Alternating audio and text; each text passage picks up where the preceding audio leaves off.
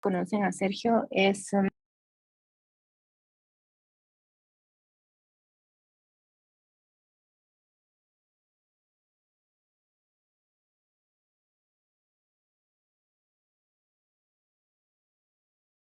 Creo que perdimos a la doctora Mazate, la vamos a esperar.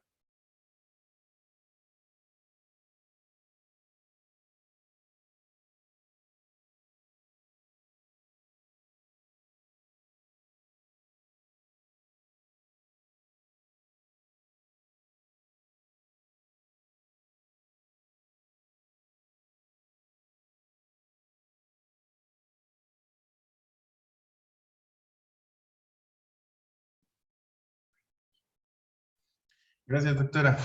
Buenas tardes a todos, bienvenidos. Gracias por acompañarnos. Como ya adelantaba la doctora Mazate, vamos a hablar sobre un artículo, un estudio prospectivo hecho en un hospital en Seattle, Estados Unidos, un centro especializado de trauma. Y el título del artículo es Presión arterial media y resultados al egreso en pacientes con trauma craneoencefálico severo pediátricos. Entonces, para iniciar, solo quiero recordarles esta gráfica, perdón. Si ustedes recuerdan la clase de Shirley del día martes, ella nos hablaba sobre la fisiología cerebral y la fisiología de la autorregulación. Entonces, sabemos que el cerebro tiene mecanismos de defensa para mantener hasta cierto punto un adecuado flujo cerebral en condiciones que se salen de lo normal. Y está descrito que para la presión arterial media, este rango pues es relativamente amplio, entre 50 y 150 milímetros de mercurio de presión arterial media. Entonces tenemos graficado en el eje de las Y el flujo cerebral, el flujo sanguíneo cerebral, y en el eje de las X la presión arterial media. Y vemos cómo a medida aumenta la presión arterial media, entre 50 y 150 milímetros de mercurio, pues se mantiene sin cambio el flujo sanguíneo cerebral. Esto es el rango donde está autorregulado y todos sus mecanismos compensatorios funcionan. Pero arriba de 150 y abajo de 50, el flujo ya se altera. Entonces, si tenemos una presión arterial abajo de 50, vemos cómo disminuye considerablemente el flujo sanguíneo cerebral y pues nos da una hipoxia cerebral y las consecuencias que puede traer. Y arriba de 150, el flujo sanguíneo cerebral aumenta tanto y aquí ya va a dar otro tipo de problemas. Nos va a dar edema, rompimiento de la barrera hematoencefálica, cefalea si el paciente está despierto. Entonces, está bien descrito en la literatura que fisiológicamente uno de los principales determinantes de un adecuado flujo cerebral es la presión arterial media. Fisiológicamente, ustedes recordarán que la fórmula de la presión de perfusión cerebral es la presión arterial media menos la presión intracraneal. Entonces, siendo este un determinante tan importante de la fisiología, es lógico pensar que también debería de ser un parámetro, cuál debería de ser nuestra meta a seguir respecto a la reanimación y manejo de nuestros pacientes con trauma craneoencefálico o cualquier patología que aumente la presión intracraneal. Este es el artículo, es de este año reciente.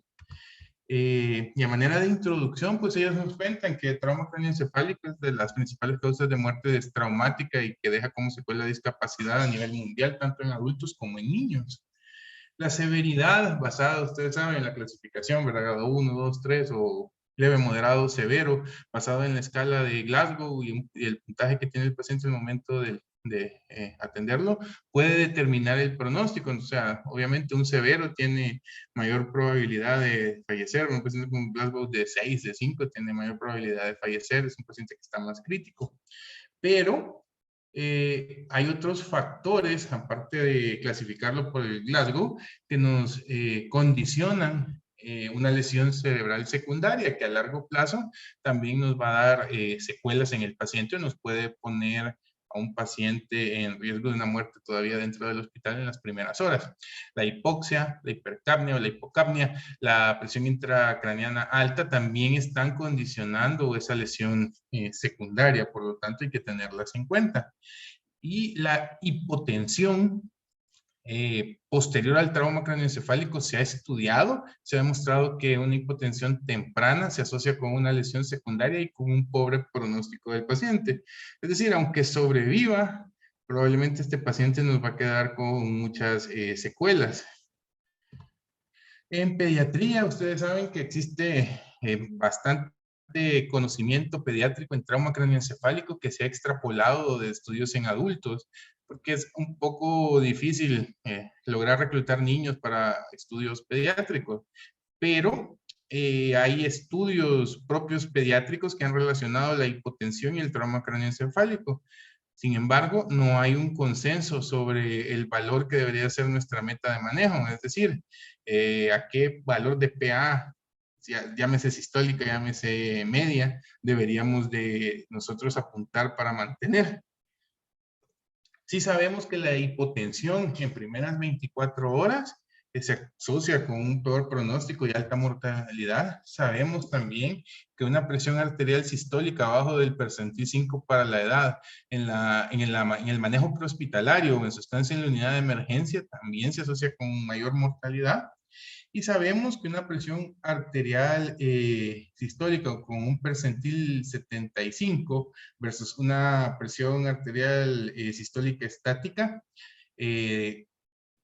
anteriormente determinada en 90 milímetros de mercurio, es más sensible para predecir como meta, aunque no es un valor que esté fijo. Relativamente un percentil 75 de presión arterial sistólica para la edad sería relativamente alta. Entonces, los autores de este estudio lo que dicen es, sabemos estos datos, pero ¿cuál será el valor mínimo que deberíamos encontrar? ¿Verdad? También nos dicen, la presión arterial media mide mejor la perfusión a órganos. Como les dije, es parte esencial de la fórmula de la presión de perfusión cerebral. Entonces, fisiológicamente es más importante apuntarle a una presión arterial media que a una presión arterial sistólica. Esto teóricamente.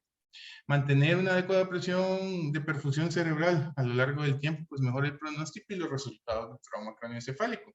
De hecho, en el centro donde se hace este estudio, tienen un programa, un protocolo de manejo del trauma craneoencefálico donde hay 3 directrices que son bien seguidas casi que por ley. Y una de ellas es mantener una presión de perfusión cerebral arriba de 40 milímetros de mercurio.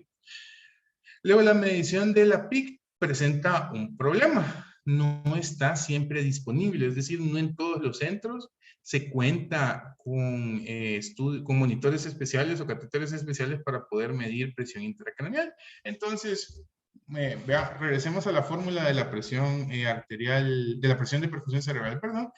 Si esta no está disponible para uso generalizado, es lógico pensar que si abordamos acá, estamos más cerca de tener un marcador indirecto de presión de perfusión cerebral. En esto se basaron ellos para hacer su hipótesis de que la presión arterial media podría ser un buen marcador para tener una meta en la reanimación y manejo de estos pacientes. Luego, las presiones invasivas, esto es presión arterial invasiva, pueden no estar disponibles siempre. Es decir, tenemos en todos nuestros centros disponibilidad de monitores para línea arterial, probablemente no en todos, si sean contados los que tenemos. Entonces, plantean los investigadores que es importante valorar qué tanto se va a corresponder la presión arterial no invasiva con la invasiva.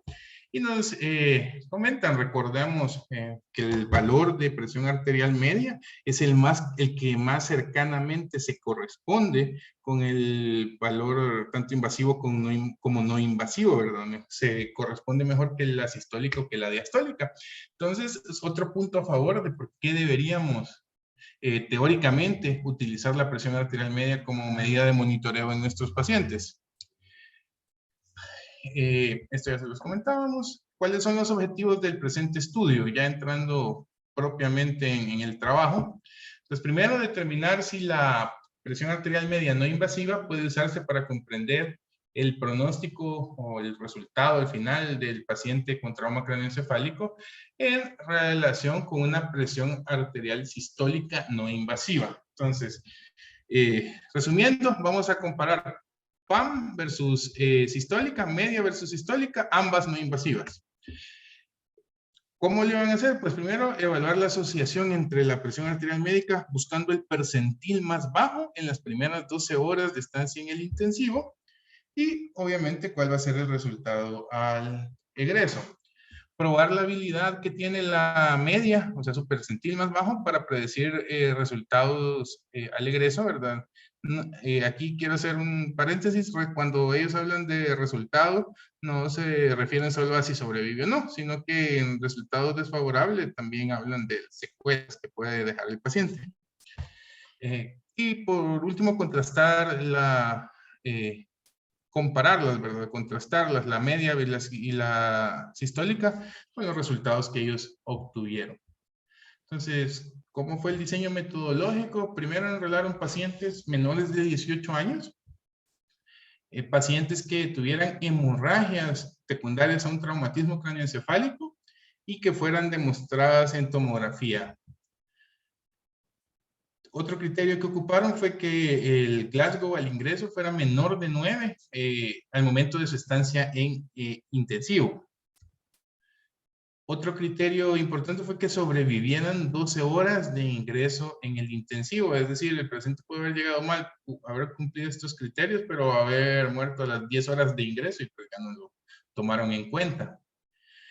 Basado en estos criterios de inclusión, lograron reclutar 166 pacientes. Clasificaron un pronóstico favorable cuando el paciente tuvo un egreso a su casa o a un servicio de rehabilitación ambulatorio. Y un pronóstico pobre o desfavorable fue que el paciente tuviera una muerte intrahospitalaria o traslado a un centro de cuidado de larga duración. Eso nosotros no tenemos en nuestros países centros de recuperación neurológica de larga duración, pero ellos lo definen como centros donde se le brinde cuidados de enfermería y fisioterapia las 24 horas del día a los pacientes. Luego, sobre la estrategia para la medición, los datos de sistólica y presión diastólica se tomaron del expediente electrónico y fueron anotados cada hora durante su estancia en el intensivo. La PAM, la media, no la tomaron directamente del monitor, sino que la calcularon ellos mismos en base a su sistólica y diastólica. Y recordemos la fórmula, ¿verdad? 2 veces la sistólica más 2 veces la diastólica entre 3. La media y la sistólica fueron tabulados por percentiles específicos para la edad. Tomaron la tabla que todos conocemos de percentiles, ¿verdad? Y clasificaron a los pacientes, los categorizaron en los siguientes grupos. Primero, los que estuvieron abajo del percentil 5. Luego, otro grupo fue los que estuvieron entre el grupo 5 y 9 de percentil. El siguiente, los que tuvieron percentiles entre 10 y 24. Entre 25 y 49, entre 50 y 94. Y los que tuvieron un percentil mayor al 95. Este grupo, el que estaba entre el 50 y el 94 percentil, fue el grupo control. Y contra este se compararon los riesgos relativos de los demás. Entonces, se mantuvo, como les comentaba, una presión de perfusión cerebral mayor a 40 milímetros de mercurio como meta en base a los protocolos que ellos manejan de su centro. Esta tabla nos habla sobre las características generales clínicas de los pacientes y los clasifica directamente entre los que tuvieron pobre resultado y los que tuvieron un resultado favorable. Vemos que la mayoría, el 80% casi, tuvo un resultado favorable al egreso. La edad, pues si se fijan, el número entre paréntesis es el porcentaje. 47%, más de la mitad, anduvo eran adolescentes para los dos, tanto para los favorables como los desfavorables. Y el siguiente grupo era entre 1 y 5 años de edad, que también fue similar en ambos grupos. La mayoría fue varones para ambos grupos y el mecanismo del traumatismo podemos ver que fue bastante homogéneo, ¿verdad? Bastante parecido en porcentajes de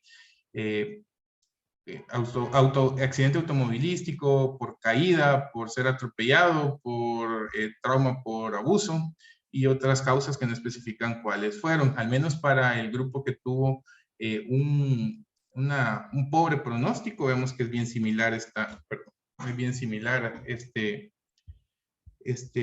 comportamiento. Sin embargo, en el grupo que tuvo un resultado favorable, vemos que ha cambiado relativamente, perdón, se lo estaba borrando esto, ha cambiado relativamente la distribución. Miren, en el grupo de los favorables, llama la atención que la mayoría pues han sido víctimas de un accidente automovilístico o un atropellamiento, y otro porcentaje importante fue secundario a una caída.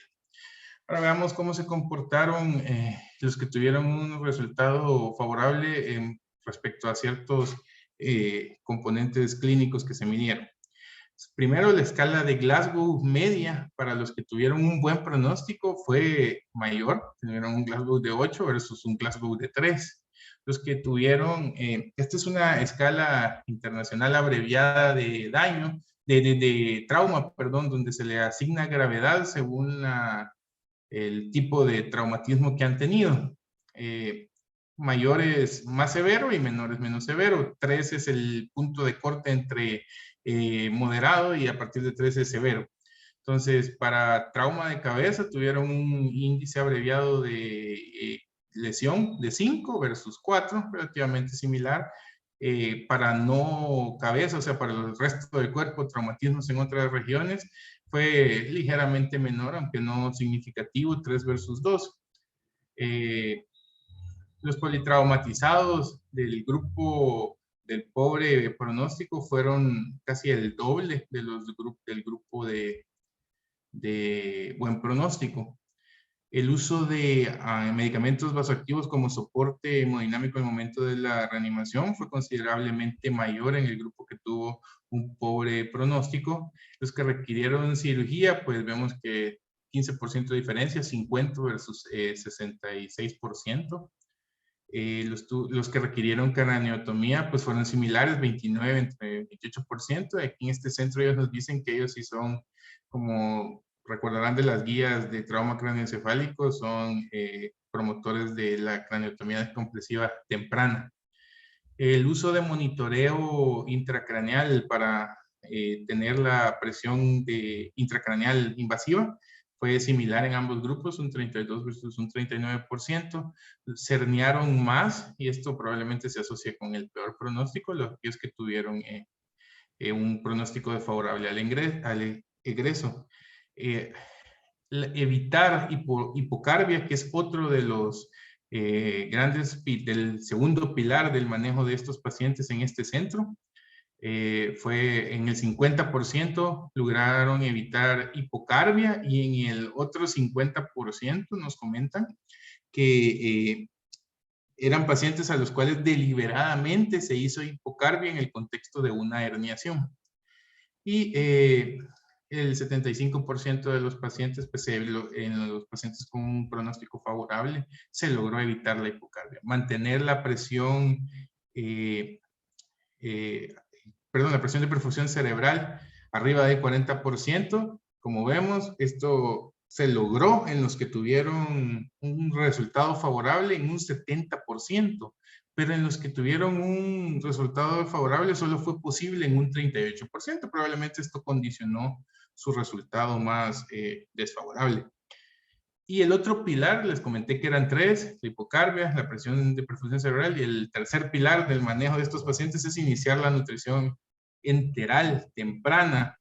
En los que tuvieron un mal pronóstico solo se logró en el 44%, pero en los que tuvieron un pronóstico favorable se logró casi un 94%, o sea, casi todos estos, los de pronóstico favorable, tuvieron una herniación temprana. Entonces, así se comportaron clínicamente. Pero ahora pasemos quizás al corazón, al núcleo del estudio. Comparemos la presión arterial media con la presión arterial sistólica. Aquí tenemos la media y aquí tenemos la sistólica y aquí están agrupados por los grupos de percentiles. Les recuerdo, este grupo es el de referencia entre el percentil 50 y el percentil 95.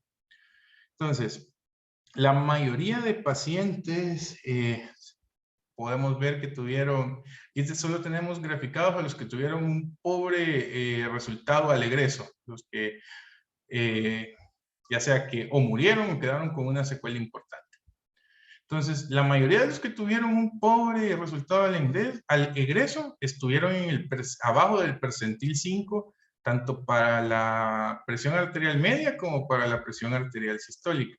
¿Sí? Le siguió entre el percentil 5 y 9 para ambas, pero vemos que lo que ya se consideraría normal estar entre el 25 y el 75, que serían los que estaban acá, fueron los menos, fueron alrededor del 20%.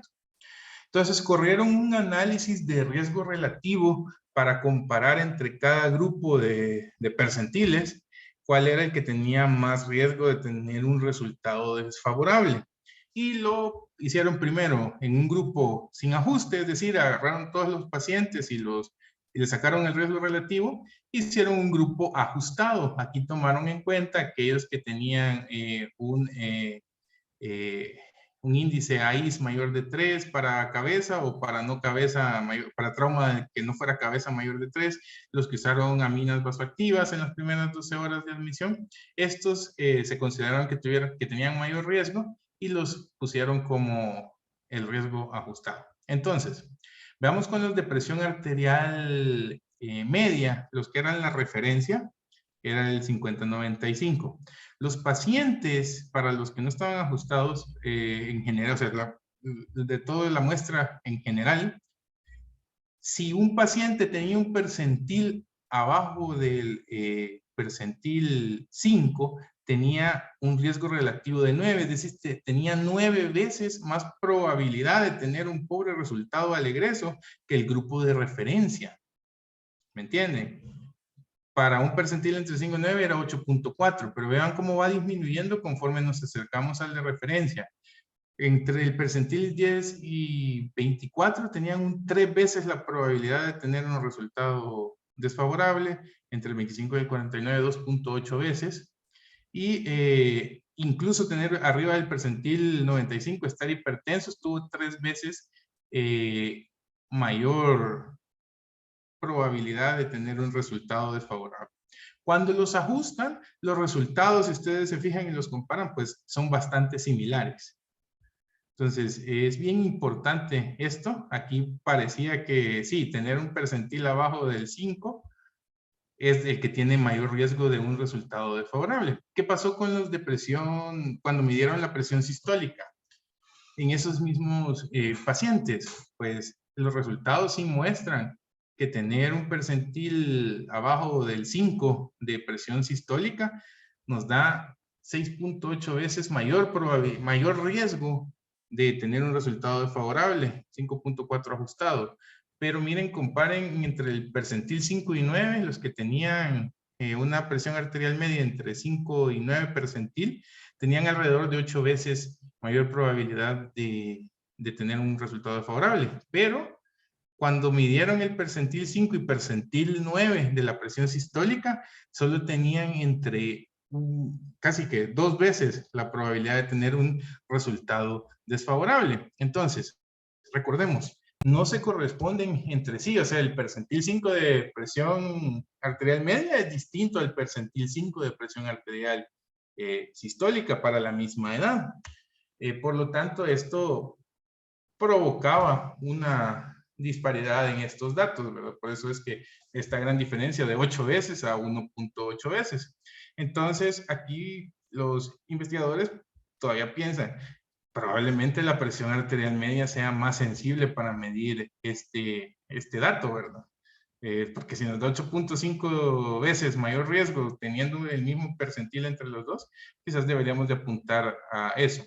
Entonces, esta es una tabla similar, pero aquí ya no están midiendo mal resultados, sino solo mortalidad hospitalaria. Y si se fijan, los resultados parecen corresponderse con el otro. Abajo del percentil 5, mayor mortalidad, 8.5 veces mayor probabilidad de mortalidad, 5.3 cuando se ajusta. Lo mismo para la sistólica, 5.8 veces mayor probabilidad de fallecer y 4.6 veces ajustado. Pero la misma discrepancia se da entre los percentiles 5 y 9, 6.3 versus 7.2, 1.2 versus 1.3. Entonces, todo esto respecto a los que andaban entre el percentil 50 y 95. Entonces dijeron los investigadores, debemos de hacer ahora un estudio, un análisis estadístico de cuál de estas dos va a ser en realidad la que va a ser más sensible. Entonces esto se logra a través de las famosas curvas ROC. Y aquí pues nos llevamos una sorpresa. Parecía que iba a ser la presión arterial media la más sensible viendo aquellos datos de riesgo relativo. Pero al hacer la curva ROC, podemos observar que no se comportaron similar. Entonces quiero hacer aquí el acercamiento. Pueden ver acá la curva ROC para el percentil de Sergio, presión arterial. achicala un poquito más para que podamos ver la horizontal. No logro ver. Ahí. ¿Ahí? Ok, Ya. espera. Ok. Veamos en las curvas de arriba. Entonces, esta es la de la presión arterial media y esta es la de la presión arterial sistólica. Entonces, la curva ROC no se mide solo la forma de la curva, sino medimos una medida que es el área bajo la curva. Mientras más se acerque el área bajo la curva a 1, es que la prueba es más exacta y más fidedigna. Entonces, igual la forma de la curva, entre más se acerque al 1 de sensibilidad y al 1 de especificidad, va a ser, es porque es más sensible. Entonces, en teoría, la curva perfecta debería de ser como una L hacia acá, entre más cercano a este punto. Vean, solo viendo la forma de la curva, uno ya se da cuenta que, oh sorpresa, la presión sistólica es más cercana a la confiabilidad. Y cuando calculan el AUC, se confirma 0.82 versus 0.75. Y estas AUC, al hacer el análisis estadístico, fueron estadísticamente significativas con una P de 0.003. Entonces ahí primera sorpresa. Para predecir mal pronóstico al alta, era más sensible, era mejor usar la predicción sistólica. Cuando lo hicieron lo mismo con la mortalidad, sucedió exactamente lo mismo. 0.76 de AUC para la presión arterial media, y 0.82 para la presión arterial sistólica. Entonces también parece que la sistólica es más efectiva o más confiable para predecir mortalidad hospitalaria y mal pronóstico al egreso. Y esta diferencia entre ambas tuvo una P estadísticamente significativa de 0.002. Entonces, aquí están las P que les comentaba. Entonces, aquellos datos, aunque parecían que iba a ser dirigido hacia la presión arterial media, al hacer este análisis de curvas ROC y AUC, es completamente distinto. Aquí aparece que medir la presión arterial sistólica es mejor. Sin embargo, no deja de ser significativo que la presión arterial media sí funciona para medir estos valores. Entonces vinieron los investigadores y le dijeron, bueno, ahora sabemos que es así, pero ¿será que podemos determinar cuál debería ser el punto de corte? ¿Cuál debería de ser el percentil que deberíamos de tomar en cuenta para esto? Entonces hicieron otro análisis que se llama índice de Youden. El índice de Youden es una medida que toma los AUC para cada percentil y al final termina calculando cuál debería de ser el punto de corte ideal. Se mide al final el valor pico, o sea, el valor más alto que se logra obtener para las dos series, ¿verdad? En este caso la presión arterial media, aquí representada por la línea continua, y la presión arterial sistólica aquí representada por la línea punteada. Entonces, cuando hicieron el cálculo para la presión arterial media, el pico 0.45 se dio para el percentil 10. Y el pico para la presión arterial sistólica, 0.62, se dio en el percentil 6. Entonces, solo a manera de comentario para la interpretación correcta, el índice de Youden es más exacto cuando se acerca a 1. Entonces, obviamente, la presión arterial media fue más, en teoría, sensible cuando se considera un percentil de 6.7 y la presión arterial, perdón, esta es sistólica, la sistólica cuando se considera un percentil de 6.7 y la media cuando se considera un percentil de 10.2. Y si regresamos a las primeras tablas que les comenté, quizás por eso es la diferencia, no podíamos comparar los de percentil de 5 a 10 de la media, perdón, de 5 a 9 de la media con el de 5 a 9 de la sistólica, porque vemos que aquí hay diferencia, donde está el punto de mayor sensibilidad para cada percentil. Y esto era para pobre pronóstico al egreso. Para mortalidad sucedió lo mismo, ¿verdad? Los mismos datos. El punto pico, el índice de Youden pico para la media fue de 0.49 con en el percentil 10. Y para la sistólica fue de 0.6 para el percentil 4.6. Entonces ellos hipotetizan que probablemente el punto de corte donde va a ser más sensible usar estos va a ser abajo de mantener un percentil 10 para cuando estamos usando la media y alrededor del percentil 5 cuando estamos usando la sistólica. Entonces, antes de llegar a las conclusiones, solo quiero comentarles las limitaciones del estudio, que son las mismas descritas por los autores. Fue un análisis secundario de datos, es decir, no fue algo que fuera prospectivo, ¿verdad? No iban reclutando pacientes al momento, sino que los tomaron de bases de datos. Y fue un estudio observacional, estuvo sujeto, ¿verdad?, a confusiones residuales, un dato no estaba completo, cualquier cosa que pudo haber pasado ya, vaya la redundancia, ya había pasado. Se excluyeron a pacientes que no sobrevivieron las primeras 12 horas, ¿verdad? Entonces no se pueden generalizar los estudios, sino que se recomienda que se incluyan todos los pacientes sin importar en qué punto hayan fallecido, en la medida de poder hacer datos más generalizables a la población. El estudio fue en un solo centro y pues estos hallazgos deben de ser validados externamente con otros centros a ver si son reproducibles y los mismos valores se aplican.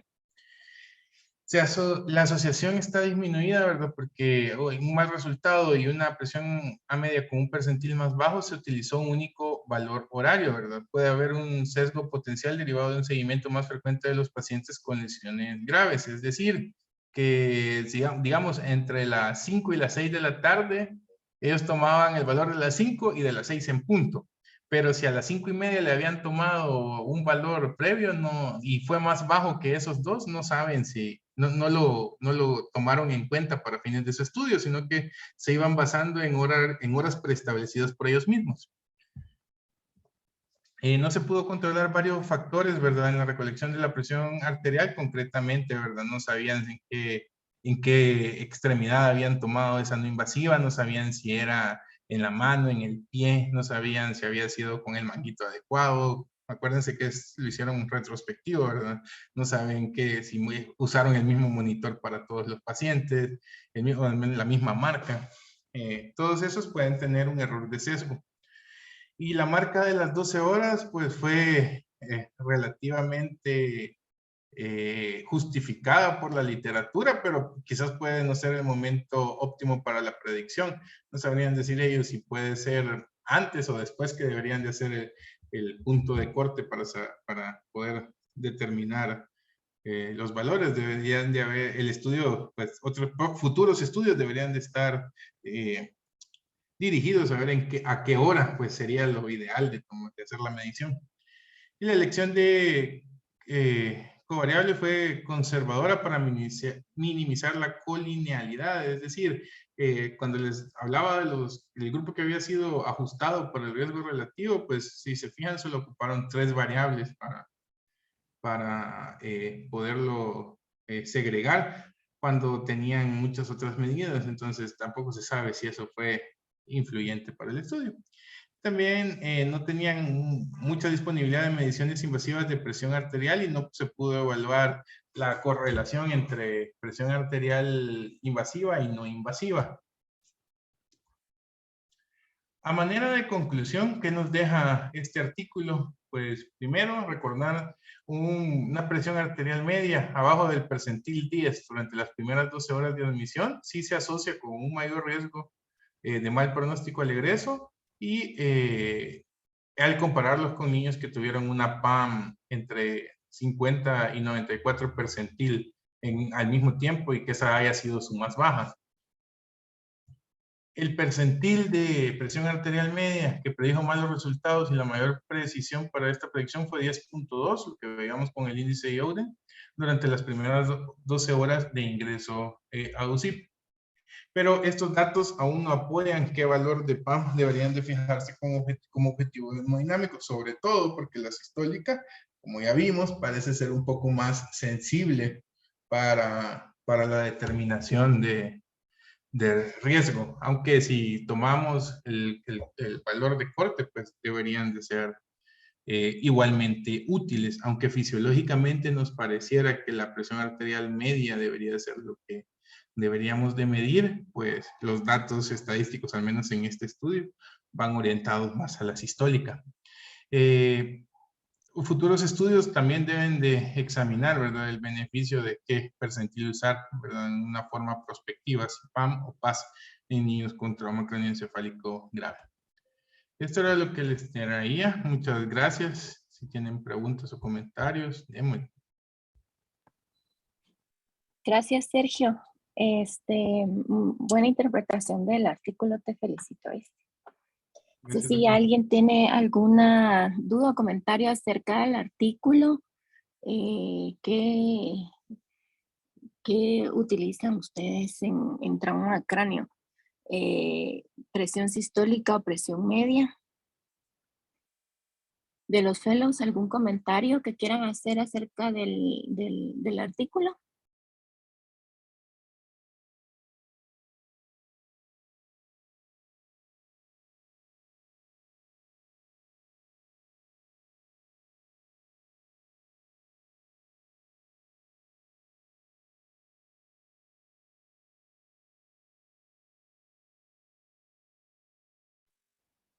A ver, quisiera ver, nos acompañan del posgrado de Escuintla, ¿verdad? Alguien que nos pueda contar en Escuintla si usan, y también Roosevelt, ¿usan sistólica o presión media? ¿Alguien que nos quiera compartir?